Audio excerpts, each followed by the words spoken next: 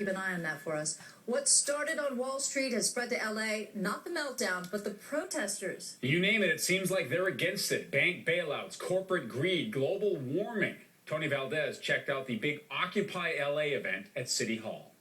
The crowd tonight is about 300 to 400 people, or half what it was earlier today when the sun was still out. The question tonight is how many of these people will observe the curfew that goes into effect at 10:30 in the park here on the south lawn of City Hall. As you can see across the street, there are several tents that have been erected that were not there earlier today. And they've agreed, and they're going to get off the park when it closes tonight, and they're likely going to stay on the sidewalks or go home and then come back the next day to protest. Today's rally began at Pershing Square. It was followed by a march to City Hall.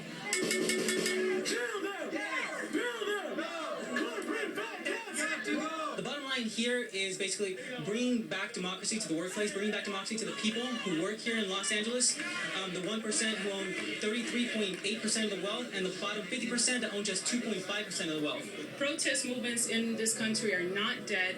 There is actually a place for it, and we, especially now, need it more than ever. We need people to get out in the streets. We need people to talk about what their lives are like because of corporate greed, because of capitalist organizations, global economies that do nothing for working class folks, for the underclass, for the marginalized, basically the communities that I come from. The Occupy LA rally is now only in its first day. It's set to continue tomorrow, bright and early, as soon as the curfew is lifted on the park.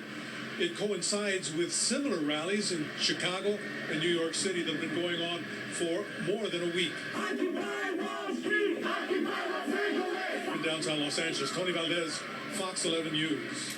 And as Tony mentioned, protests also happening in other states today. New York City police